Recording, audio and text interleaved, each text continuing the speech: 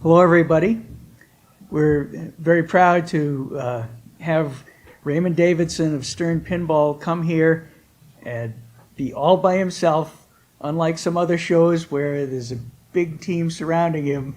We're just talking to him today to find out more of the exciting and dynamic world of coding for pinball machines.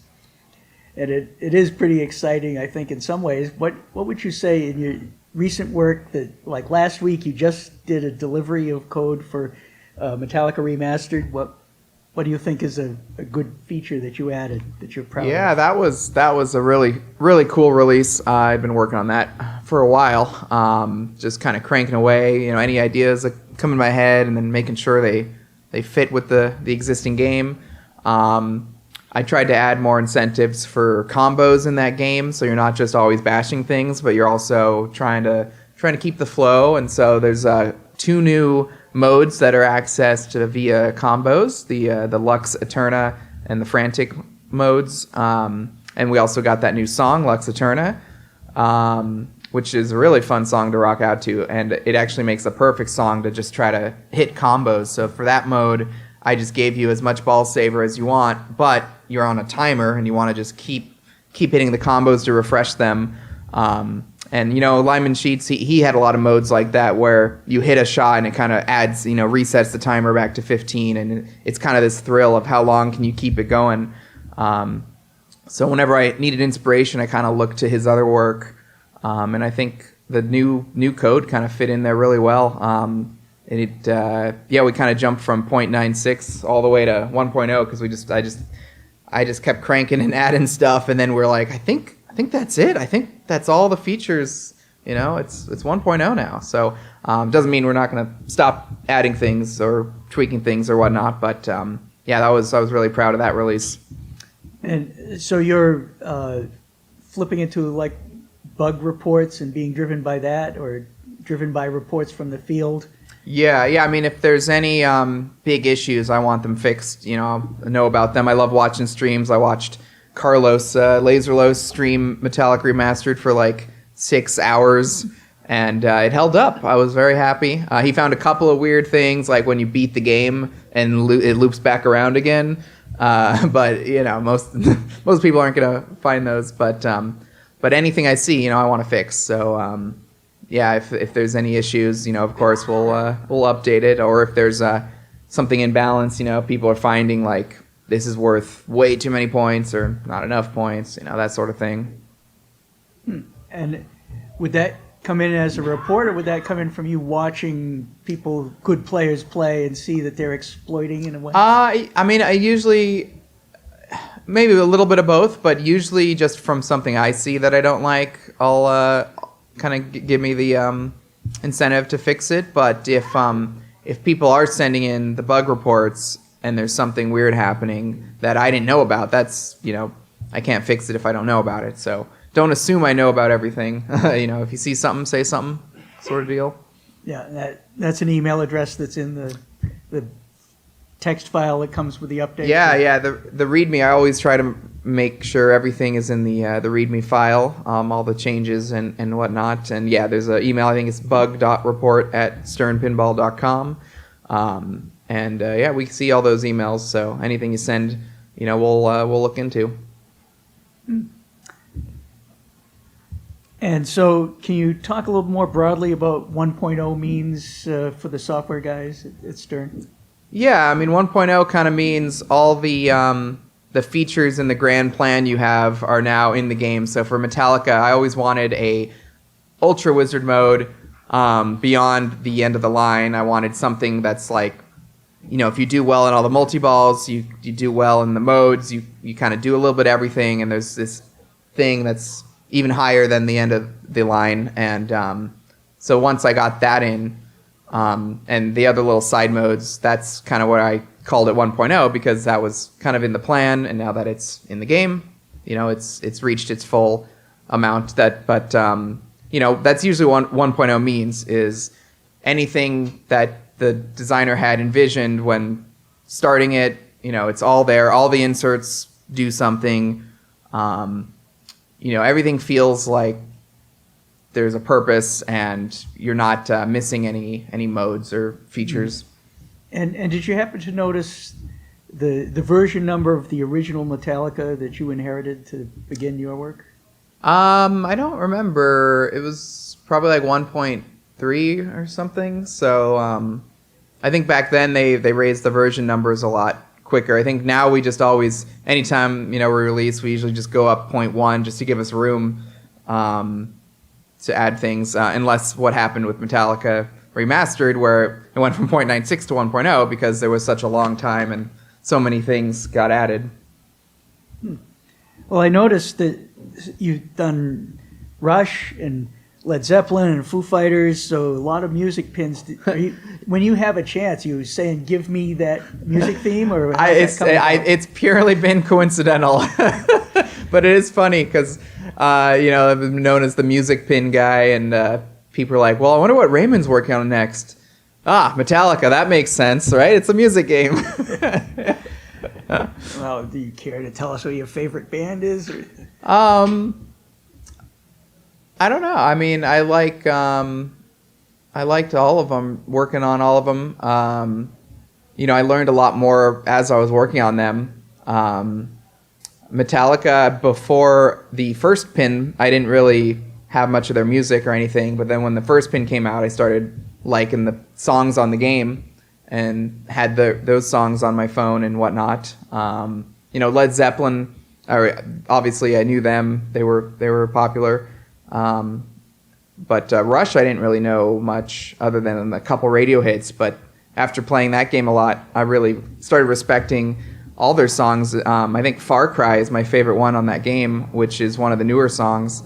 So it was really cool to just kind of learn all these bands. Yeah, being somewhat older, I certainly knew Led Zeppelin from back when they existed, and so I was discovering Rush, I think, in the same way you were. I only know a couple of their songs, but you're not specifically looking to do that. It's just it's just always worked out that way. Yeah, they have their teams and the resources, and it's just like a puzzle, try to figure out who's best where at what time, and that's just how it lined up every time. Yeah, so this seems like a contrast from the Williams Valley way of doing things, of the software developer pretty much got aligned with a particular layout guy and maybe even a mechanical engineer. Well, there's some of that at Stern too. Keith Elwin and Rick Nagel, they're always together. Yeah. And it seems like Brian and Dwight are paired together. But I was, when I got hired, I was kind of the wingman, so I was kind of by design able to fit anywhere. So once you're a lead, then you kind of, start the project from the beginning with a designer. And that's kind of how those partnerships form. And whatnot, so it just depends on your role, I guess. Mm-hmm. So, are you now like a lead for good, or is it you're still flexible, whatever? Yeah, I mean, I kind of do whatever wherever I fit best, but I want to be a lead on something soon. I think that's probably likely, I would say. Well, we're looking forward to more of your work, and of course we can't ask him what the next game is, but I'm sure if he delivered the 1.0 last week that he's got something new already. When you go back to the office, you know what you're working on, but we don't. Yep. And how about working with Borg in particular? Since we've working with him. Borg, yeah, I love working with Borg. He's such an easygoing guy, man. He's so fun to be around, and this might sound mean, but it's not. It's endearing. He kind of throws rule ideas at a dartboard, and then like some of them will land, and you're like, yeah, I like that. Okay, yeah, we can do that. then other ones you just kind of like, oh, okay, Borg, all right, we'll see, you know. So he's just so enthusiastic, full of ideas and passion, and yeah, easygoing, great to work with. He was playing Rush, and when we were designing it, and he was like, Raymond, I just hit this like 5-way combo, like, you know, and he's like, hey, you should put a rule on this ramp where you can loop it, and so I love that stuff where you kind of give me like a little idea, and then I can see how I can grow it and make something out of it, and yeah, so we worked really well together, for sure. Yeah, and he couldn't be here this weekend. You know, we had him all lined up, but whatever it is, yeah, duty calls. Whatever he's working on, he's in the crunch mode, and so he wasn't able to come, and he kept stringing us along till even earlier this week. We thought there was maybe a 2% chance he'd come, but so we'll have to talk about him behind his back. That's. But yeah, I certainly enjoyed talking with him. Which last year we got him up front in this table and got him to talk freely, which you know, doesn't happen at too many pinball shows. So I think we're getting a few people out there that people should understand better. Later on, if we have time for questions, we'll probably have to use that microphone right there because we want to record everything on YouTube, for YouTube, I should say, that will be audible. So you know, you probably look at some of our old YouTube videos, and there are a few where the question is just, you can hear some mumbling from somewhere. In development, you mentioned this looping 5 times rule, so Borg has this idea, we should do something about that. Mm-hmm. How long does that take to actually code that? It sounds like it should be too hard. Yeah, I mean, it kind of depends on what stage we are in development. It's if we already have, you know, the whitewood and I've already gotten the base code and the devices and stuff working, and I'm jamming on rules, then yeah, it'll, you know, just add some logic and see how it works, and then, you know, build a version of it and show it to Borg and have him try it out. It's pretty fast to iterate, I'd say, once you're up and running. The beginning is a little slower because you got to kind of build out the basics of the game and stuff. Yeah, I'm guessing that in the early stages you may not have as many switches or optos as you need to know all the ball paths and things like that. Yeah, there's definitely a couple revisions of the whitewood. So, you know, there's like whitewood 0, 1, 2, and the designer kind of iterates as them. So as I'm developing, you know, you'll have, like you said, you'll have switches, or you won't have switches, and then once you get a new whitewood, now you'll have more switches and more lights, and so you're always kind of updating it as the designer's moving along as well. And then once they call it development validation, that's kind of, all right, pencils down on the drawing, and that's when I, you know, okay, I know this is what we have, and then it's just go time, just jam on code until it gets put in a box. Okay, that pencils down is not just like all the bent metal and posts and stuff. That also includes switch positions and what you have to work with as inputs to. Yeah, I mean, the designer has freedom to do whatever they want up until, you know, the cutoff when we need to start ordering things. So yeah, sometimes you'll get extra switches, sometimes you'll get extra lights. Just all depends on the game and the designer. But it's fun, and also the earlier you join a project, the more, you know, you can influence that. You can work with the designer and be like, hey, I was thinking of this rule, but I don't have this light. You think you can add one? So like on Metallica, Borg, he had a couple of inserts. Like he had an extra rectangle insert over on the fuel lane, and the insert between the flippers, and of course all those new hardwired inserts. And I was like, hey, Borg, can we have this insert on the left say 2x scoring? Because the original Metallica, you wouldn't really know if you were in 2x scoring. I think he originally intended that light to be like a fuel jackpot. And I'm like, well, we have RGB arrows now. We'll just use the RGB for the fuel mode. It'll be orange or whatnot. I think it's more important to have the 2x. And he's like, oh, okay, yeah, that's a good idea. So he updates his drawing, he puts 2x. And so What an easygoing guy. Yeah. Great guy to work with. yeah, exactly. So even software developers get input on that as well, and trying to just come out with whatever works best with your rule framework, and kind of works hand in hand. Is there anything on Metallica Remastered that was a particular challenge that it took you days or weeks to get it right? I think just the presentation of the display effects, because it was a little different than other games.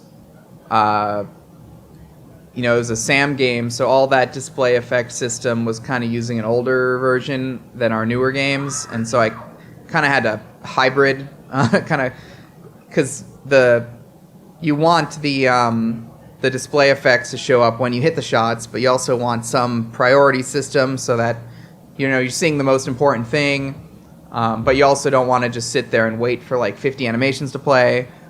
So I kind of had to juggle all that and tried to stay true to what the original one did, and that was a big challenge, but I think it got there. So it should mostly play like the original game, where if you're hitting a combo, it'll show combo. If you hit Sparky, it'll show Sparky. It's kind of like whatever the last thing you did kind of wins. But that was one of the bigger challenges, is just getting all those new animations, and also all the text. There was so much text displayed, like mode instructions, jackpot values, positioning, all that, making it readable. Just all that display stuff always takes the longest. Well, since it's a music pin, how about working with a band? Have any experiences there? They wanted you to do something, or you wanted to do something that they didn't want, or any? I didn't really work with the band directly. They gave us a ton of songs, which was sweet. We got all the original ones, and then they wanted, I think, some of the newer stuff, so the 72 Seasons. So that was kind of a challenge to figure out how to add that to the game. I think Borg did it really well with just adding a fourth insert to the tree of inserts for the hardwired. And then he also came up with a lot of the 72 Seasons of the album cover that has all the little trinkets on it. And so then I had to turn that into a mode. The band was really good with call-outs as well. We just gave them a big list of things to say, and they just rattled them off. There was one funny incident where we got back an audio that was someone recorded a countdown from 10 to 1. It's like, no, you're supposed to do like 10, 9, 8, 7. It's like best call out ever. How about the other bands? Any stories of working with the other bands? I don't really have. Not necessarily Led Zeppelin, maybe, but. I wasn't really involved because I was a wingman, so that was more the lead developer and game designer that would have had to interact with that. I was mostly just already hit the ground running, just implementing rules and whatnot, and using what we had from the audio package already. Okay. We might return to the present in a moment, but it'd be good to know a little bit about how well prepared you were to take on this job. What did you have earlier in your software career that was directly applicable, and what did you have to learn new coming to Stern? Yeah, so I got my computer science degree at the University of Washington, and those courses were very heavy in C++. So a lot of assignments was all C++, and at Stern we use C++. But my job after college, I didn't use that much C++, but I was working at a startup in the Seattle area, and I was kind of what they called a full stack dev, where because it's a startup, you kind of do all the layers a little bit. Like sometimes you work on the website, you work on the database, you work on the actual like phone app client, you work on the other different layers. So that really helped because I was able to learn things quickly and kind of adapt. Different languages weren't a problem. And so when they hired me for Stern, they're like, how much C++ experience do you have? And I'm like, well, I did a lot of it in school. I haven't used it recently. So I was a little rusty at first, but then it kind of came back to me, and I just remembered, in school. And it was pretty easy to get back in the groove of things. Mm-hmm. Any accomplishments from those other jobs that were like, would we know you from any of your prior work? Did you see anything out in the world that? The only real connection I can think of is one of the startups. It was an app that would help small businesses post ads like to their social networks. So they would make quick little ads, and like bars and arcades I've seen use the app. So that was kind of cool seeing like pinball places. It's like, hey, I did the code for that one little menu option as you're scrolling down. Like I added that little feature. Yeah. Well, since you mentioned the layered architecture, maybe we could give some more credit to Lyman Sheets, because I remember interviewing him when he had been at Stern Pinball about 9 months or so, and he had done nothing that the general public could see, or people in RGP, it was that long ago, would say, well, what's Lyman doing? And the point of the interview with the Pin Game Journal, we were going to say, well, here's what he's doing. He's working on the bottom layer. Mm-hmm. And you must be making use of that. Oh, every day. Yeah, it's very useful. He basically wrote all of the system code that handles all the basic stuff that all the games use, so I don't have to think about it. Like, at the end of the ball, you go to the next ball. Oh, have 3 balls happened? All the adjustment systems, just everything that all the games use is just all in these little system calls. So you just access it and use it. And if they're very customizable too. So he had a system where if you don't do anything, the system will do its version of it. But if you want to intervene or do something a little bit different, there's kind of these like hooks that you can kind of latch onto and alter things. So when you come up with a game rule and you're like, well, this is different than what we normally do, most of the time you can still do it, even though it's different than what normally happens. And worst case scenario, you just ask the system team to add a new something, or rather to help you get what you want. But it's been great working on all that, working with that excellent foundation that Lyman wrote all those years ago.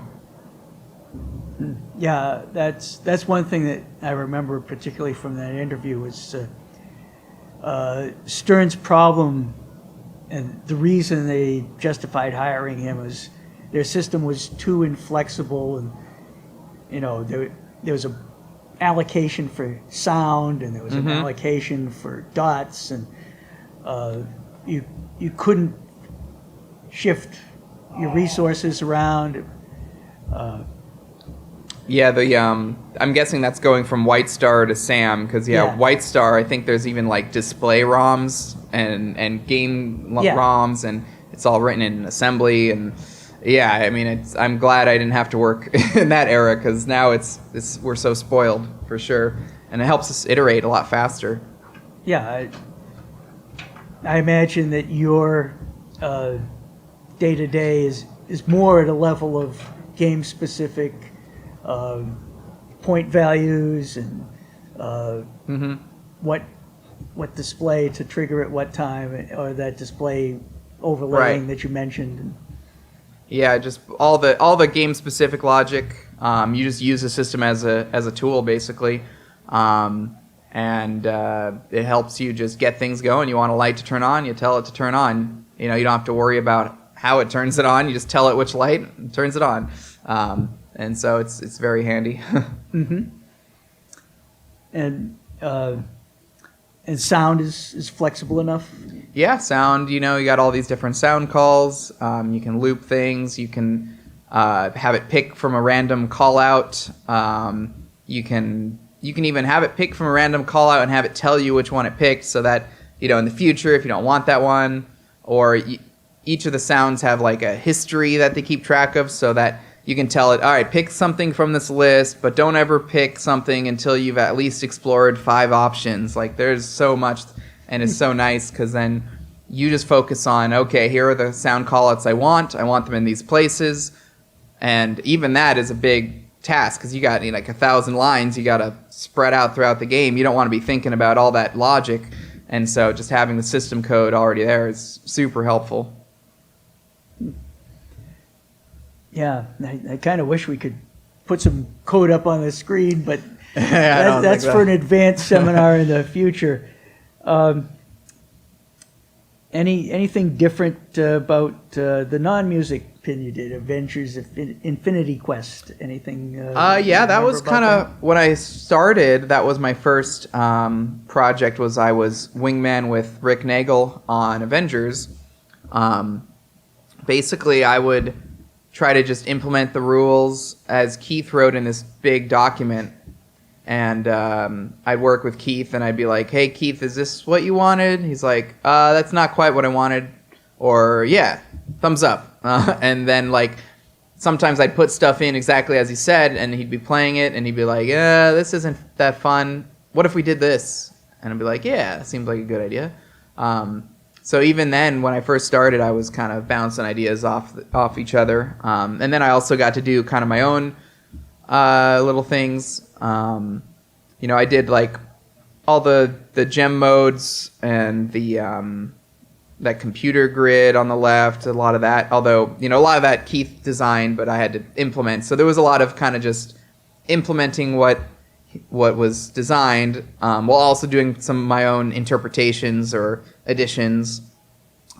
So that was a fun project to get started with. And Rick was super helpful anytime I had a question. So I think that's the same path Elizabeth Gieske took. She started with, I think, Jaws with Rick as well. So, yeah, that was a good way to get my feet wet for sure. Yeah, it sounds like you felt like you were part of the team right away, and got to be creative. Do you have any other thoughts about what is a creative software developer? Because I think you're explaining it pretty well already. But. Yeah, basically just always open for feedback, and you are trying to do capital F, capital U, capital N, so that probably helps a lot. Yeah, you want it to be fun. A lot of times you'll come up with an idea that you think is fun, you'll put it in, and then it's just not fun, and you're like, what happened? It sounded so good. Can you give an example? I mean, a lot of times what ends up happening is I'll come up with an idea of like, you hit, these are your build shots, this is your collect shots, these other shots build how much this thing is building, and then you play it and you're just like, I can't really tell that it's happening very well, or you see people play it and they don't really know what's happening, or what often happens is, oh, this is way too many shots. So like on Foo Fighters, actually this is kind of a good example. So right now on Foo Fighters, the first mode you play, it sort of is less shots to beat. Then the next mode is more, and then more and more. And so where the 6th mode is, that was originally how hard all the modes were going to be, which was like 14 shots, let's say. And my idea was, let's have the modes hard to incentivize you to build up the van to power you up so that you have spots shotted, you're getting more progress from the thing, and you want to add time. But the problem is, having someone just start their first mode and have to hit 14 shots was a lot, and it wasn't as fun as it sounded when you didn't get the boost. Yeah, it sounds like kind of a project there. Do all this stuff. And so it was really hard to come up with a solution, because I didn't just want to cut the shots in half and be like, because I really wanted that van mod section to mean something. And so, I got the feedback from Jack and Tanya of like, we got to do something. This is way too many shots. And I'm like, okay, what about if your first time you get 6 shots spotted for you, and then the next time you get 5 shots and 4. So we kind of ease people into the mode so they, get a little bit harder.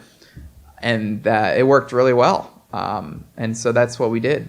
So that was a really good solution, taken after feedback after something you thought was good and then ended up not being good, but then we made it good. Mm-hmm. And that's all pre 1.0, pre-shipping. Yeah, I think that was in, I think, before the public played it, because it was right around TPF that year, the crazy TPF. We were scrambling, like, what do we do? What do we do? Okay, we'll do this. And so we got that in right before the TPF show, so everyone got to experience it. Been in a few crunches yourself, huh? Yeah. It sometimes makes you you get the best idea quicker, or like it inspires you somehow. You're motivated. Yeah, or your urge to converge on a solution is heightened. Yep.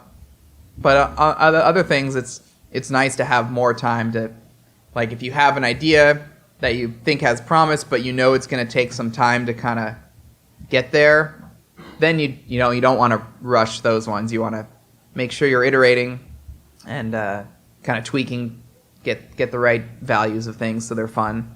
Mm-hmm. Do you have an example of that? Yeah, like the Lux Eterna mode, where you start with like 60 seconds and then you hit some combos, and now you get more time and you hit some combos. So there was like 3 parameters I had to tweak, where it's like, all right, how much time should you start with? How much time should you get when you advance a level? How many points should they be worth? And what should you have to do to advance levels? And so I started off with one thing, and then I had some people test it, and it just seemed like, okay, that looked a little too hard, or like, oh, that didn't seem like it was worth many points. Okay, let me try raising it. Okay, that went on forever, or oh, that ended way too quick. Like, you just kind of get a feel for it, just by playing it. Okay, so in that regard, it's actually tying back to what we had Jim Patla talk about a few years ago. And when he started in the 60s, that was part of his job, is just play it over and over and measure how much playing time you get, but not just the game as a whole, but individual steps and things you can do. How often do you hit them? And just it's partly statistical, but you don't want to just try to put counters on everything. Right. Look at the numbers. You want to get a feel. Yeah, there is kind of an art and a science, I would say, for sure.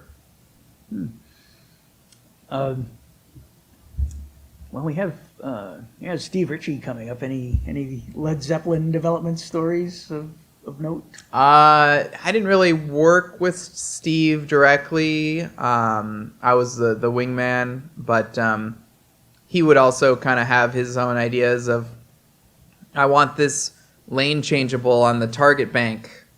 We're like, okay, Steve. Sure. He designed a game with a lot of, fast moving shots. So we had the Icarus multiplier, where you're having combos build your multiplier.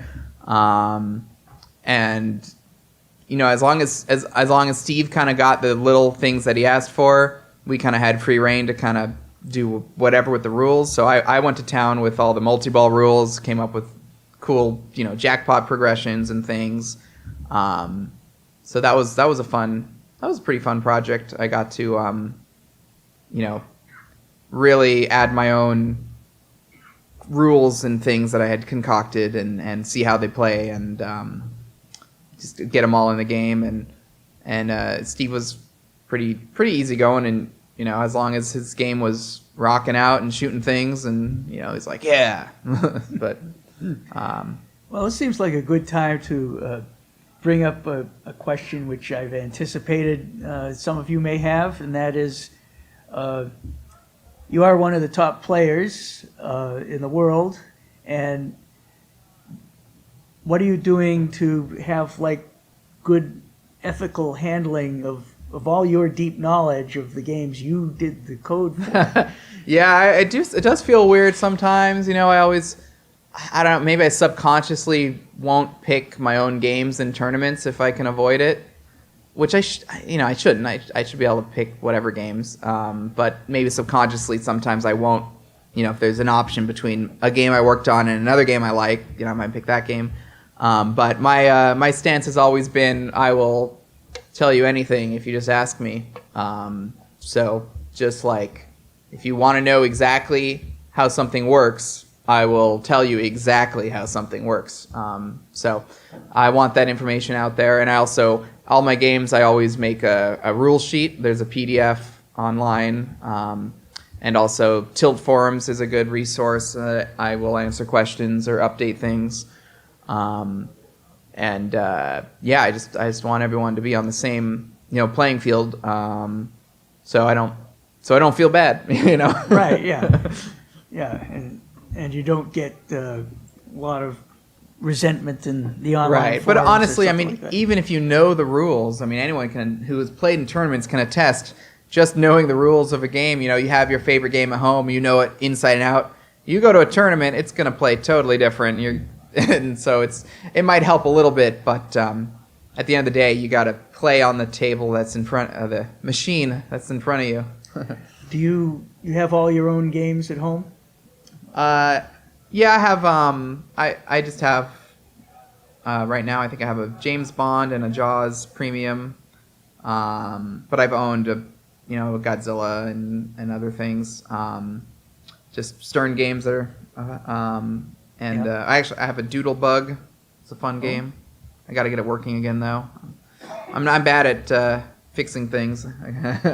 Well, on your modern Sterns that you have at home, do you have extra hard rules, or what do you do? It's funny. Now. A lot of tournament players will set their games up super hard and brutal to practice, but I got into pinball because I liked the journey and the rules and navigating things and, you know, where's my next extra ball?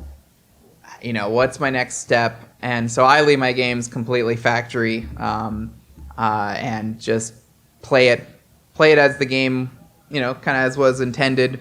And then when I go to tournaments, I have to adjust a little bit. You know, some of the strategies you kind of condense a little bit because it's not going to be relevant. You're not going to play that long to get to that mode. So you just got to focus on what is closest to the flipper. But that mentality also kind of helps me design code rules too, so that, you know, I'm playing a tournament on a game where I'm only seeing the first this amount. Well, a lot of people who play pinball, they're only also seeing the first this amount. So that kind of actually helps that perspective a little bit. Yeah. What was your first game at home as a kid?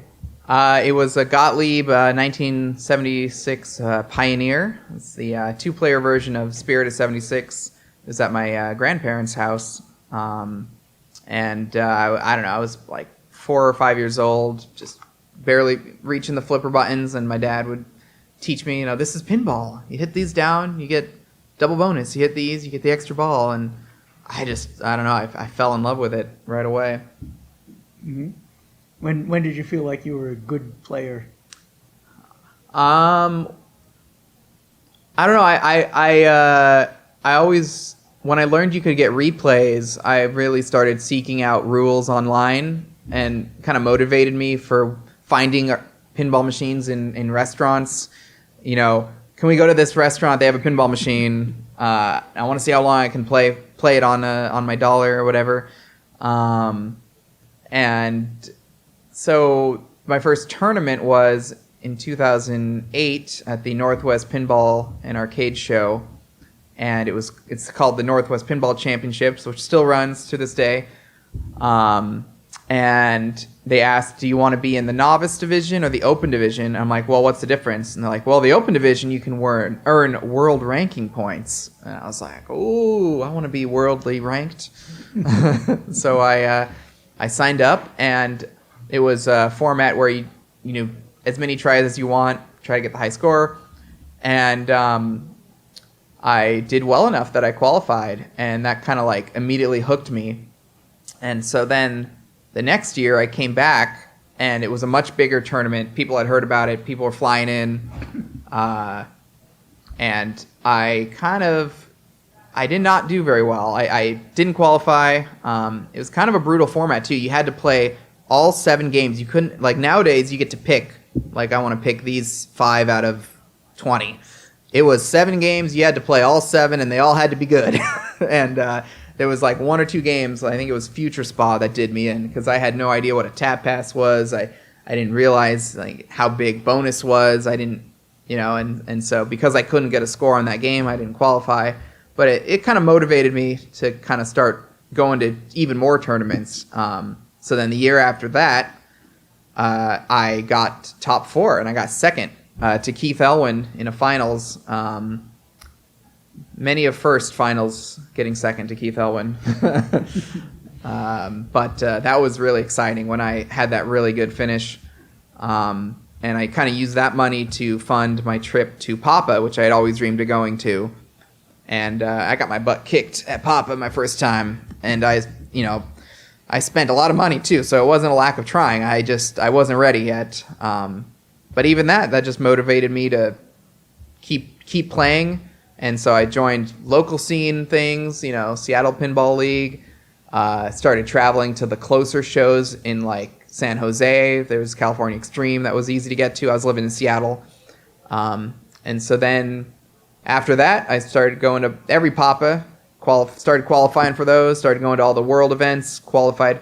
My first world event was in Seattle, and that was a heartbreaker because I missed qualifying by, like, it was a 12-way tie at, like, 94 points, which is unheard of because normally you need, like, 98 points. And they were like, we can't believe this, but you're still alive, technically. And, of course, I got second in the tiebreaker. I almost qualified my first Worlds. It was so close.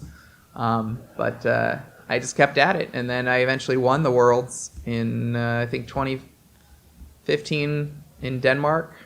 And that was really exciting because that was the first time I'd ever flown outside of the U.S. And so that's part of what I really like about tournaments is it gives you an excuse to travel places. And if you break even or win anything back, it's like, well, I got this trip out of it too. So yeah. Well, I hope you're enjoying New England. I know you've been here a few times. Yeah. Is anybody just dying to ask a question here? Because I've got a few more, but all right, just yell it out. I'll repeat it. You didn't say anything about code simulation. At the end of the day, we're building finite state machines, and if you push a new rule out, how do you know if it's going to work? We're in the times of virtualization and AI. Okay. Tools like this coming online that will assist in rapid bug finding. So the question sounds like, is a simulation in some way going to help? It seems to me you've got to have realistic timing of the ball just going across open space and stuff like that, and maybe spin on the ball. But is there any hope that simulation would give you any good measurements of play? Yeah, for like testing, I guess the question was kind of like, you add a new rule and now your state machine has changed and you want to make sure you catch all the different possibilities because you might go this one path and now things are set up one way, or you go this other path and set up this other way. So a lot of bugs will happen when something you didn't expect, oh, this person did this, then this, and then this. And I never found that in my testing. The ball hopped over the divider and it's on this side and it hit this switch. Yeah, that can happen too, So you got to be prepared for everything. And honestly, it's just a lot of with the glass off. You just have to go and try everything yourself and try to write your code in a way that things are kind of independent of the order. Like there's like a lot of times for rules and things, it'll be written in a way that's like can I advance this rule? Well, if you have any multi-ball running or any whatever running, no, you can't. And the way you catch those bugs of like, oh, I accidentally stacked this thing with this other thing that I didn't think you could stack because they did it in this order. I know some people like Tanyo, when he's developing a game, he'll have a spreadsheet of like the stacking spreadsheet. And basically as you're plugging in the rules in the code that says, okay, little Deadpool can only be started if you're not in a battle, not in a whatever. And you'll add that to the spreadsheet and just kind of keep track. And that way you can at least see in kind of a visual representation of, well, what if someone has this but not this? Should this be possible? And you can kind of get ahead of answering that question. But as far as using, I think you mentioned like AI or simulations. I mean, the best simulation is just having Nick Wayna bang on your game for like 2 hours. He's really good. Mm-hmm. Well, he's second generation, big pinball family. Other questions from? Yeah. Okay. How granular is the data you collect from Insider and after the game? Ah. Inform, Okay, so I think the general question is Insider Connected. We know you're trying to develop specialized achievements and stuff, but what about the data that comes in from Insider Connected? Is there anything that is influencing your design thinking? Yeah, so, I mean, obviously, all those achievements, we can see how often people are getting achievements. So you'll see the Insider quests when they're arranged from easy to hard. The percentages are usually like, 50% of people who play a game get this achievement, so that's an easy achievement. Oh, only 2% of people are getting this one, so this is a harder achievement. 0% of people got this one, maybe we should make it a little easier. So there's kind of that level, and also I can get kind of like scores of like, oh, this mode total is being completed with this average score. Maybe I want to increase the score or lower the score. Like on Metallica, I found out people were getting way too many points from the spinners. They were getting just hundreds of millions. And so I was able to kind of fix that for 1.0. But it's, I don't know how much I can talk about. And also I don't really know because it's kind of the Insider team. But as a general rule of thumb, anywhere you see like achievements, that kind of helps us inform how often people are getting those achievements. Dennis, do you see AI coming into existence with coding or to pinball machines? Well, I think we need to make a little stipulation on the AI question that Larry DeMar said that he used AI in the implementation of thing flips in the Addams family, but I think what it ultimately compiled to was just deterministic code, not really. Right. Yeah. I mean, yeah. I don't know.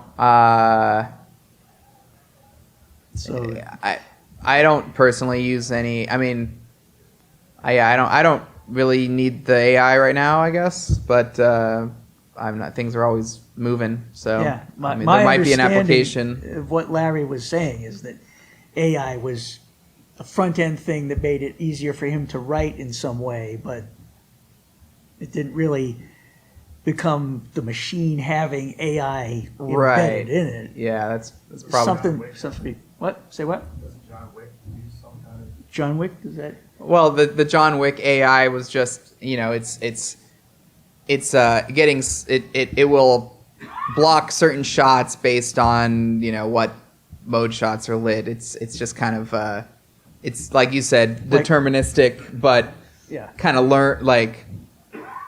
it's context sensitive, I guess. I don't know. So that sounds a lot like the spreadsheet thing, Tanya's spreadsheet.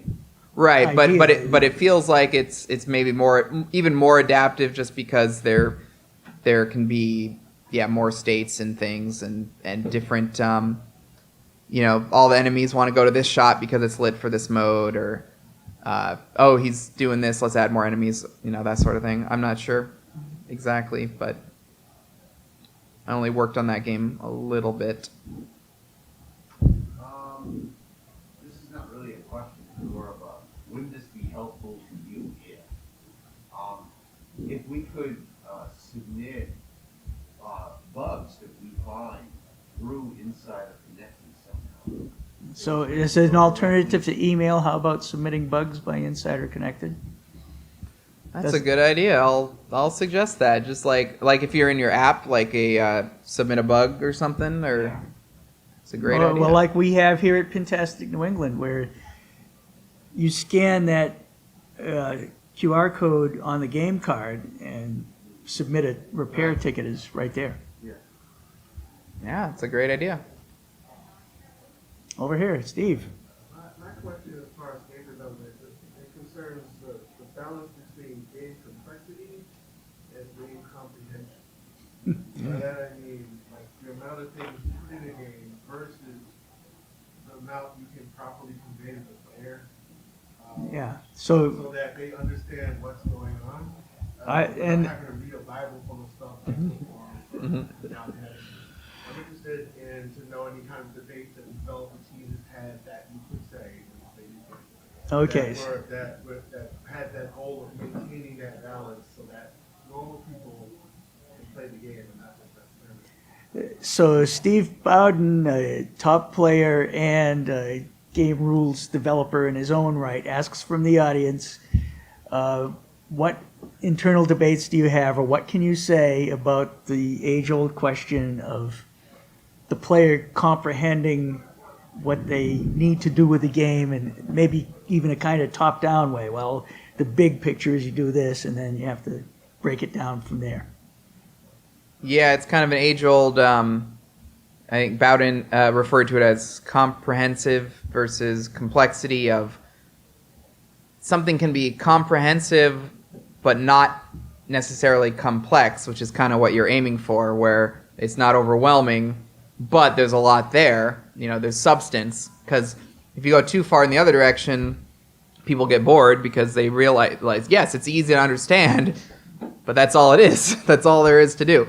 So you really have to start kind of small and then branch out in a way that people can discover on their own if they want, but it might not be necessary. I can't think of any. Well, let's take one particular aspect of that. What's your personal opinion about the screen being used to say, here's a player tip that is context specific to where you are now. You could go here, you get more points here and here, or even down to the level of the compass and JJP's Pirates that says, there.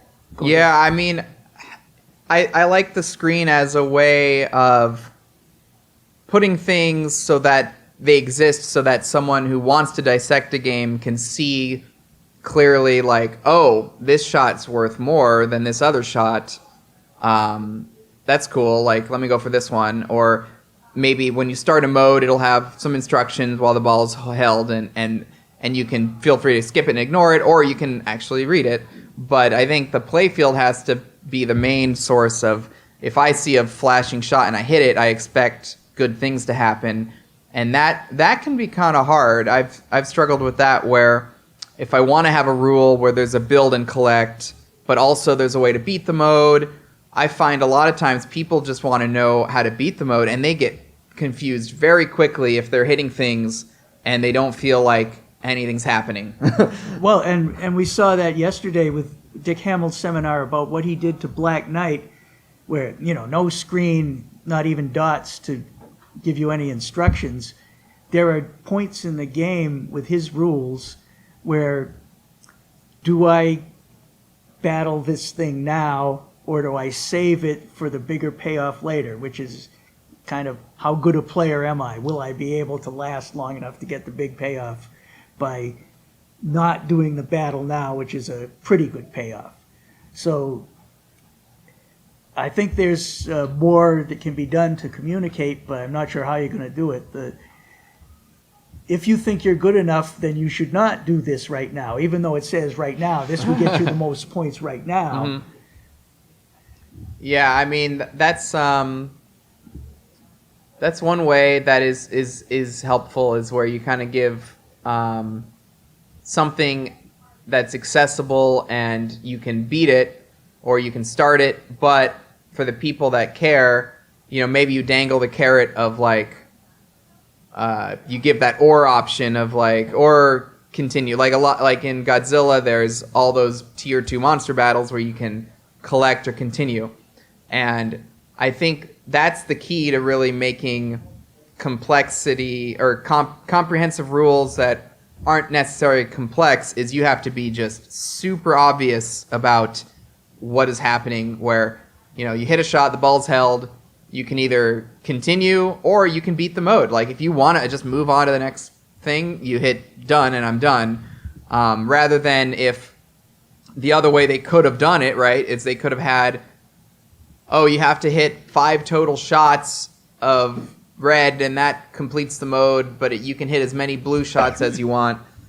And that would be confusing because you're hitting blue shots, but you're not beating the mode, So that's the kind of differentiation that really helps, is just presentation, choreography, and then lights that mean shoot me, because that's what people, and sound effects too. You really, there's a lot of times you hear a call out and it says like shoot the left ramp, and maybe the left ramp's like blinking a little bit, but like maybe there's like a lot of other stuff blinking too. If you hear shoot the left ramp, there's something going on, and that'll kind of just wake you up and be like, I have this hurry up running.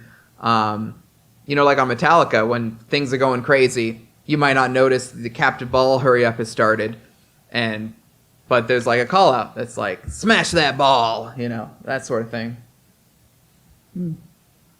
So still an area for improvement, I guess. Yeah, it's one of the hardest things for sure. Yeah. You think there's going to be another generation of even deeper rules, or have we kind of maxed out?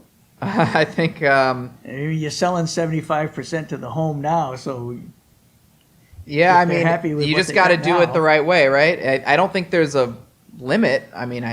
If there is a limit, I'd say it's like an asymptote, right? Where you can always make it a little bit more, but maybe there is some limit, but you don't really know what it is.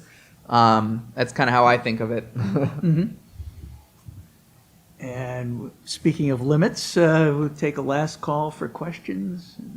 Seeing none, I want to thank you very much for coming up here and doing this. Yeah, thanks for having me. Hope you haven't slipped too far down in the Silver Ball Rumble rankings while you're doing this. Hi, Steve says I'm fine. All right. Okay. Well, head back out there. Thanks for coming.